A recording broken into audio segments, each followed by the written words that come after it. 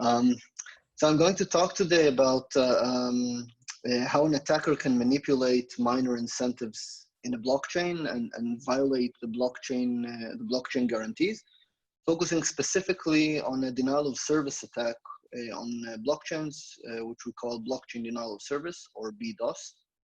And this one is quickly becoming cheaper due to the progress of the ecosystem. Before getting to the specifics of the attack, I want to thank my collaborators on this work, my student Michael Merken, Yanji and Ari Jules from Cornell Tech, and Arya Klagesmund and Jonathan Peng from Cornell University. So the incentives on blockchains can be roughly divided into three types of treatment. So initially, people mostly thought about the altruistic majority situation. So we assume that the majority of miners in the system just blindly follow the protocol to make everything work. And this is starting from Nakamoto, and follow-up work from Bono showed it's a bit cheaper to attack, but still did not take into account incentives. And then people started looking at incentives, asking ourselves what the equilibrium was. What should the miners do in order to maximize their revenue, which was their utility? It was first algorithms, or finding specific algorithms that outperform honest mining, and then looking for the optimal algorithms, and more recently expansion of the space, but all under the premise that the majority of players were playing nice, and me as a minority player, a minority miner, what should I do? What my best course of action was. And the third wave of treatment, so to speak, is incentives attacks, where we're trying to manipulate the incentives of the miners. And today we'll focus on this third type of treatment, looking at blockchain denial of service, or BDoS. Importantly, this attack is not about profit. So the attacker is not looking to make money. They're looking to violate system guarantees. They're looking to stop the progress of the blockchain. And they're willing to spend money in order to cause damage. Now, the specific attack addresses a specific type of blockchain. So these are the top 10 cryptocurrencies by market capitalization, over 200 billion US dollars. And about 80% of them basically follow Nakamoto's protocol. So it's the blockchain protocol, more or less, as Nakamoto had it for Bitcoin, with some parameter changes. And there's a lot of motivation to perform denial of service to stop these protocols. Competition from countries, state players that might not want these currencies to violate their sovereignty or monetary control, and competition, often proper rivalry between different coins, and also longer-term profit making by short selling. So you're gambling on the cryptocurrency value dropping, and then doing a denial of service attack to stop that from happening. So there's a lot of motivation, and yet major prominent blockchains based on Nakamoto's protocol demonstrate unprecedented availability. Why is that? So denial of service attack until now were just very expensive. Let's look first at how mining works without an attack. So the miners extend the chain. If B1 is the last block in the chain, the miners mine, try to extend the chain, and so on and so forth. Now there could be a fork. So some miners might generate one block extending B1, that would be B2, and other miners might generate B3 before they see B2. So there's no attack here, it's just a benign fork. And Nakamoto's rule says that the longer chain is the main chain, and so the two miners at the top switch to the bottom, and everybody extend the longest chain. Now, a 51% attack can cause a denial of service as follows. the attacker is the majority of the mining power, and the honest parties might generate their own block, but the attacker is basically going to ignore them. And the attacker generates empty blocks and ignores the honest non-empty blocks. And so the honest parties, they see a longer chain and they're going to switch, and their chain is going to be, the attacker's chain is going to be longer because they have the majority of the mining power. And so the honest parties are going to switch and abandon the non-empty block. And so the attackers can continue in this manner and form this long empty chain. Only this attack is terribly expensive. You need over half the mining power, or you buy half the mining power, but either way, it's terribly expensive. Another related attack is denial of service against individual nodes. This can be done by isolating them from the environment. So you take a node and you attack it at the network layer, and you make sure it only connects to attacker nodes. These are its only peers, and so it is not connected to the rest of the network, and it does not know of new blocks unless the attacker chooses to inform the victim. Only this doesn't really affect the security of the entire system, not in a significant way. So to talk about incentives and how our attack is going to work, we first need to model things. So let me do that.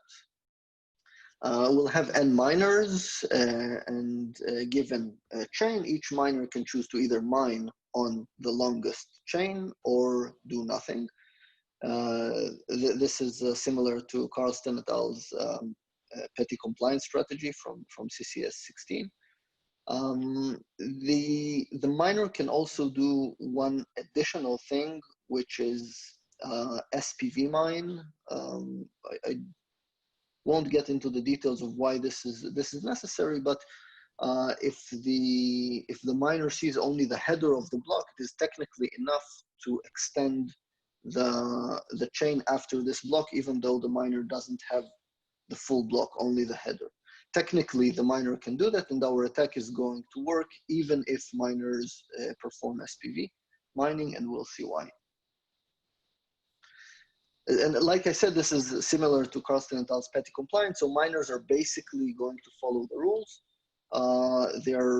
They still have some wiggle room, and they're going to take advantage of that in order to maximize their revenue. The model progresses, the system progresses in steps. So every block is a new round, new step, and the scheduler chooses a miner, and that miner is going to create a new block. The scheduler chooses the miners according to their size. A larger miner is more likely to generate a block.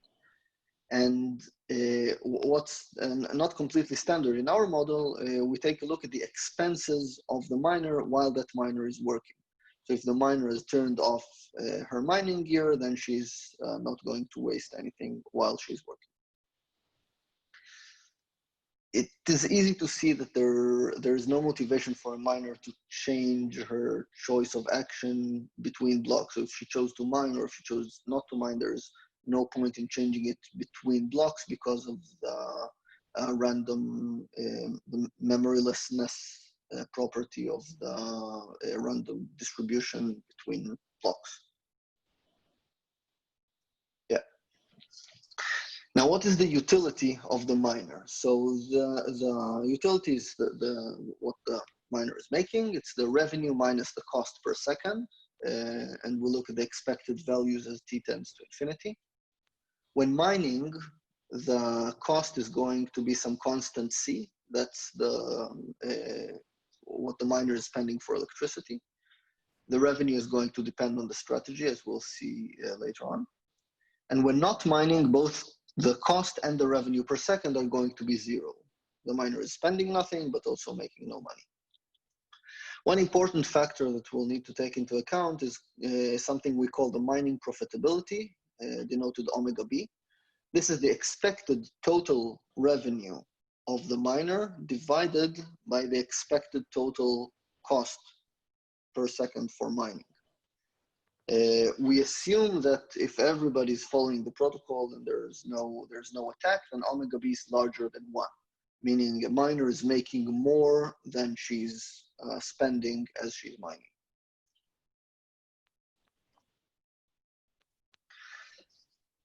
Now, the attacker's goal is to stop the chain. So we're going to completely ignore on-chain revenue for the attacker. When the chain stops, it just doesn't matter what the attacker has made, what blocks they own. The attacker is going to commit to a strategy and follow this strategy. We're not going to look at the attacker as another player who's going to maximize anything. They commit to a strategy and they follow it. And we're going to use gamma to denote the rushing level of the adversary. Rushing level is the chance for the adversary to do the following. They hear of a message from an honest player that's going to be gossiped across the network, and they're going to be able to publish their own attacker message, and that attacker message is going to arrive before the original message the attacker heard to the other miners. If gamma is 1, it means the attacker is going to do this with great success for all the miners, and if gamma equals 0, then the original message is going to arrive to all the other miners before the attacker's message. If gamma is 1.5, it's going to be half, and so on. Now let's talk about the blockchain denial of service, the BDoS attack. And the crux of the attack is as follows. The attacker wants to manipulate the incentives of the miners. So he wants to motivate the miners to stop mining by showing that she, the attacker, is ahead. Let's see how it works. So we have an attacker, and that attacker is no longer a majority. They have some mining power, and they mine at the end of the network like everybody else. Once they find the block, they publish only the header of this block, not the entire block.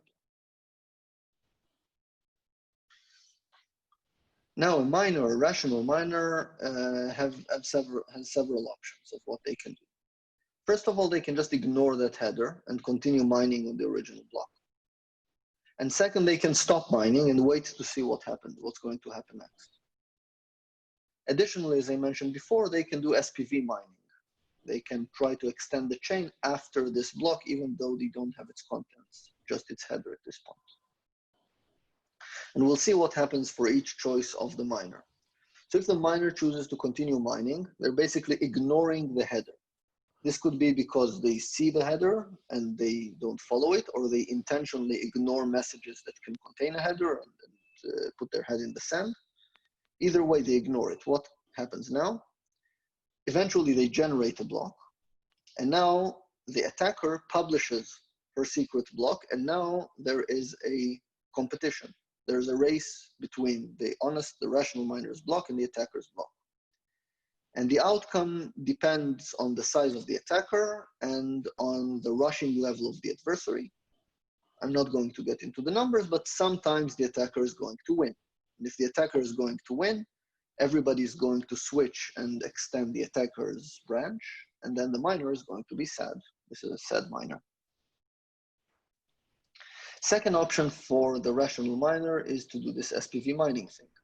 So they try to extend the header.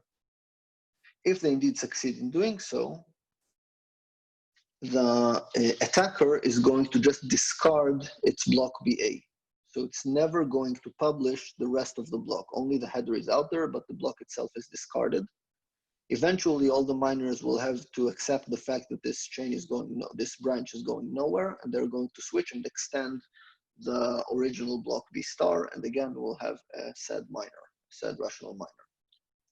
Finally, the attacker can stop mining. They do nothing, they earn nothing, but they also lose nothing.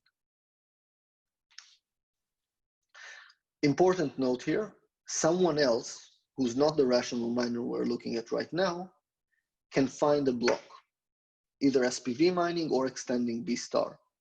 In this case, the attack stops, it is not active anymore, and we're back to the original situation. So we'll have a race, and then one of the sides could win, and then we'll start again until the attack becomes active again. If there are questions, please feel free to interrupt me along the way.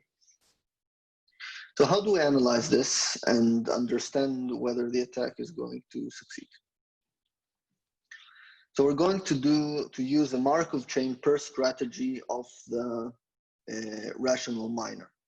So we're going to compare the utilities of the rational miners and ask ourselves if to stop mining becomes an equilibrium. So the best course of action for the miners is to just stop mining. So here's an example. This is the Markov chain for the keep mining strategy. We have 3 states here. State 1 is no attack, so we just have a chain. State 2 is the attacker published a header. This is what we saw when there was only the header, and that's state 1. And then state 2 is the race condition where we have both branches and we're competing. And the transitions are as follows. So if there is no attack, the player we're looking at, so we're trying to understand the behavior of a rational player. So this rational player could find a block with some probability. Another player could find the block, also extending the chain, but no money for the player. Or the attacker could find a block and we switch to state 1. In state 1, so we have the attacker's header published. We could have our player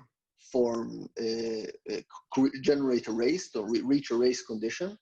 Recall this is the situation where we keep mining on B star on the original block. So we cause a race condition.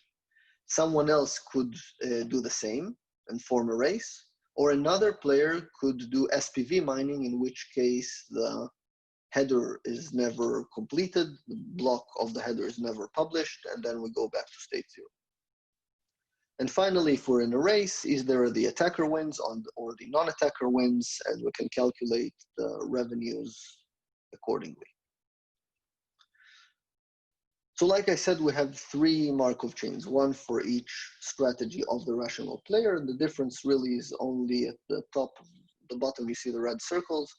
So the difference is what action the rational player takes when the attack is active. In all other situations, it is clear what they should do.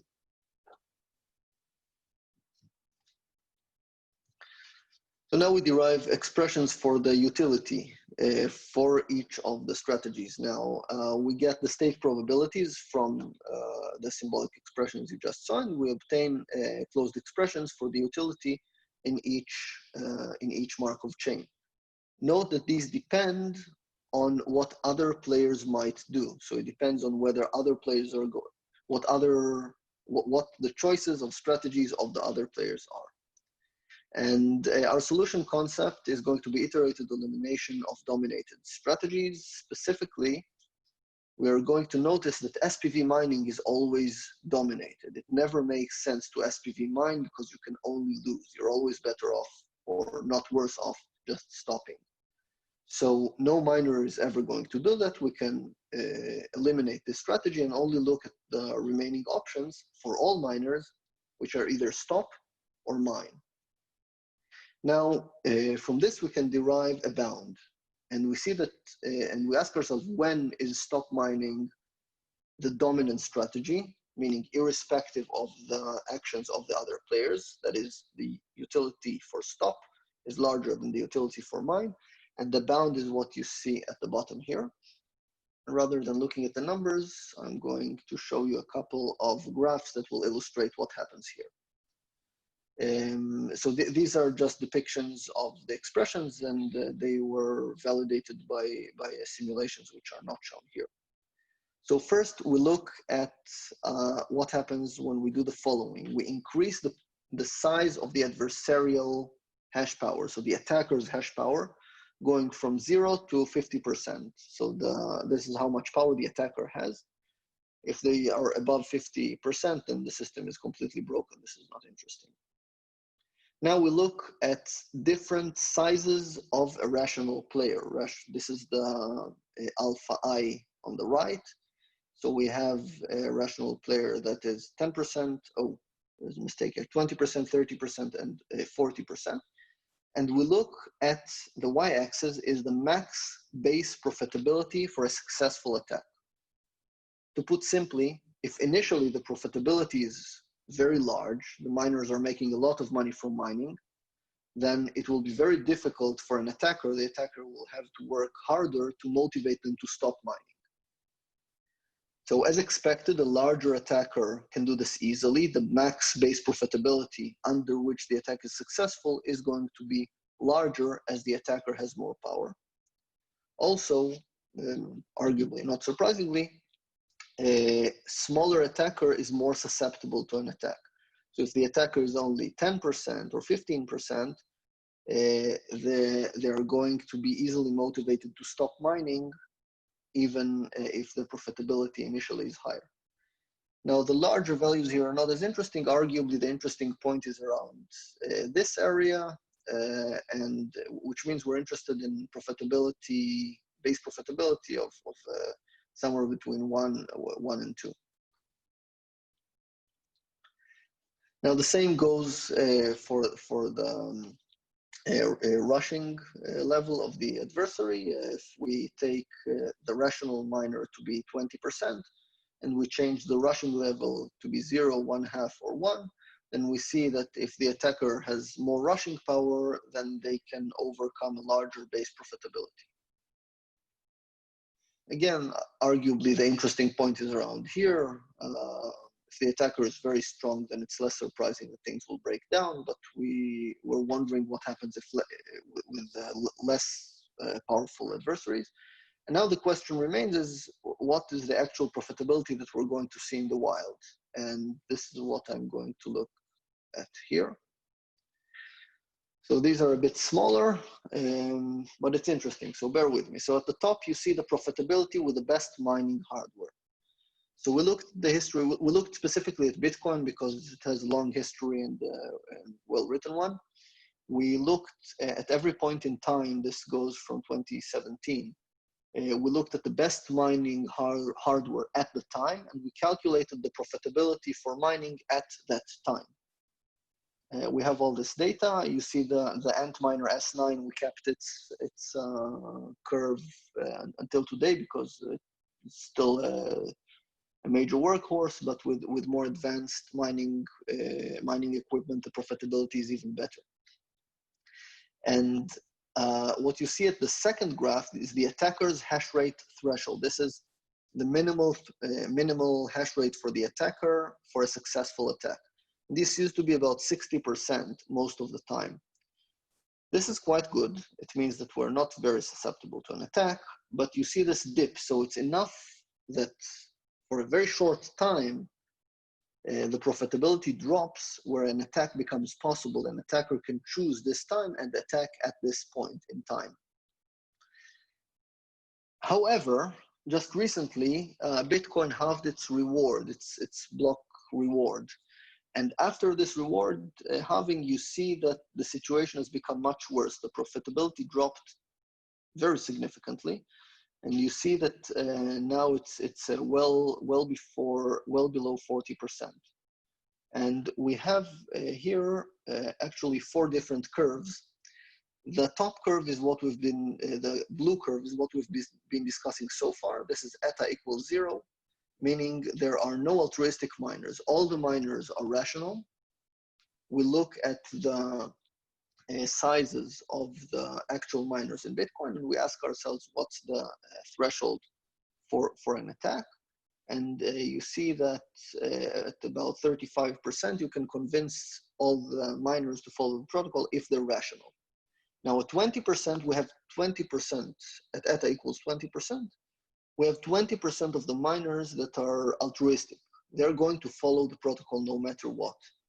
And in this situation, we ask ourselves what's the hash rate the attacker has to place in order to motivate the 80% of the rational miners to stop mining. So this will not reach a complete stop of the blockchain, but only for the 80% that are rational. And interestingly, if you look at what happens after the halving, it is clearer than before. It's the same really. You see the order is possibly opposite of what you'll expect. Sorry. So if there are more if there are more altruistic miners, it is cheaper to attack. In other words, if you're a rational miner and you see other miners that are being rational, then you might not attack. But if they're altruistic, it might become better for you to stop mining and cooperate with the attack.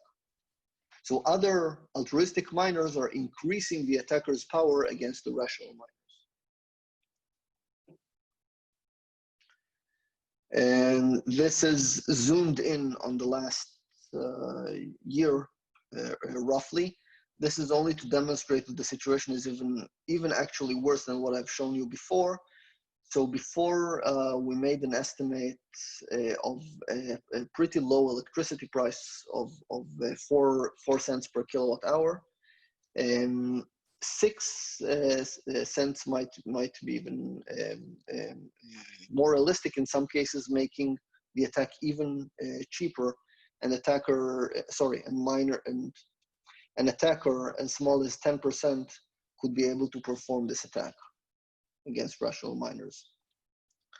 And finally, to make things even more terrible, a very realistic model to look at is the 2-coin model. So we extend the model slightly, and instead of having the option of stop mining, the miner that doesn't find, that sees the attack taking place, can switch to mine on another coin. So a different cryptocurrency that has the same mining algorithm. Specifically, we looked at Bitcoin and Bitcoin Cash. They have the same mining protocol, so you can switch easily between them. And we see, as expected, that the ratio of profitability between them is almost exactly 1. It hovers around 1.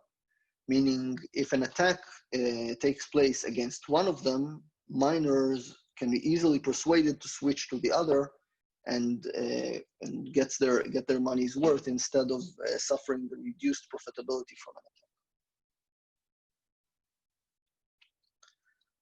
In the interest of time, I'm going to go through practical concerns pretty quickly. So to achieve this attack, you could publish your header, as I mentioned earlier, but you could also use a website, put it on BDoSattackblocks.org.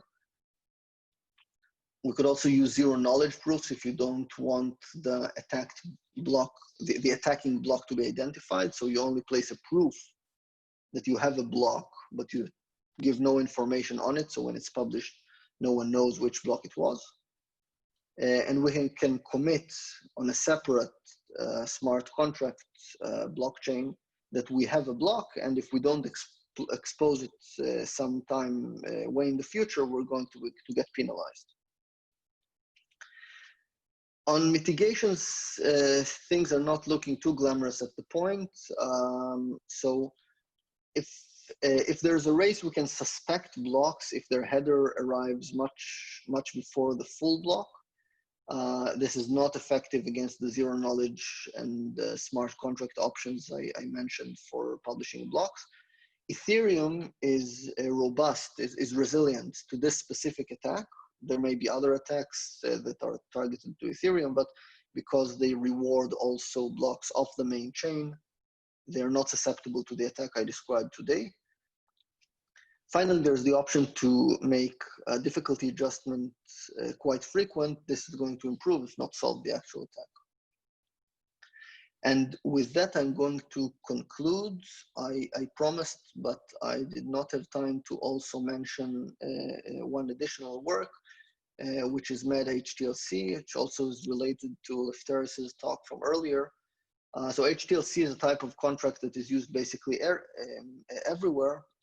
And the relation is that we show that by manipulating miner incentives, we can violate the guarantees of HTLC, and we have a solution called MAD-HTLC. I invite you to the IC3 event on July 28th to hear more about it from Ittay, who created it. And with that, I conclude. Thank you very much.